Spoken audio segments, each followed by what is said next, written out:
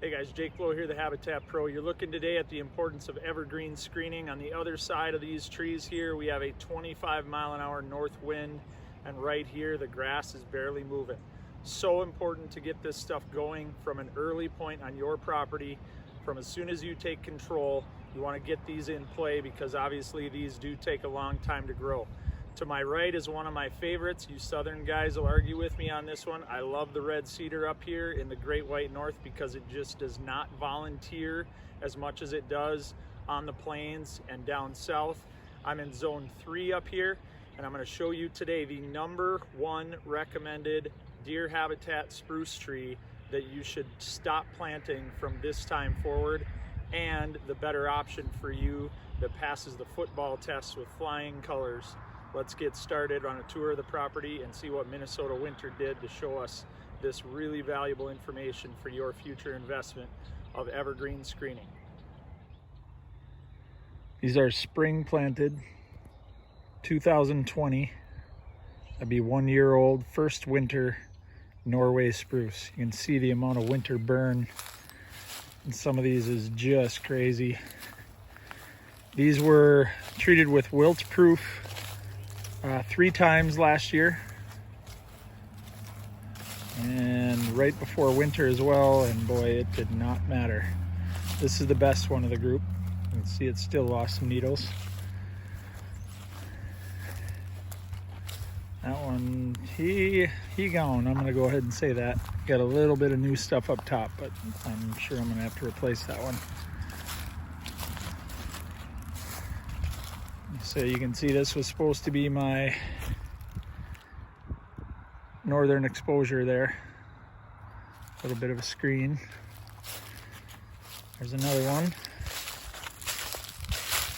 And then several more out front. Not good, the Norway spruce. Not good. All right, I believe these are white spruce. Now these are volunteer transplants on the property. We took them off a fence line, but that is the only mature tree that we have here as far as spruce go. So you can see the very, very little bit of winter damage on this one. And then the other one has already kind of fried the winter damage and is currently pinching it off. So these did okay as well. However, the mature white spruce up by the house have cast a lot of needles. They are bare pretty much up to about 12 feet just because they were planted too close together. So you do have to watch out with white spruce for needle cast and disease. So right now I'm leaning hard towards one of the best young trees that I've ever seen, and I see a lot of them in CRP tree rows. I'm going to show you what that is right now. There it is, the Black Hills spruce. That is a 5-gallon pot, also planted last year. And you can see why I'm doing it here. This is on the back side of the lot. So we've got staggered rows about 8 feet between each one. You can see very little winter damage here. Very little burn on the needles. We did have just a little bit on some of these, but for the most part, these look fantastic coming out of winter. Right around knee to thigh high right now, and gonna be great in the long run for this screening.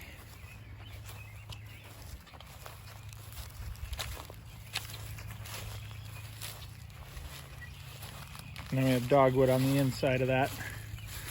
You can see the screening here that it is going to be in the future.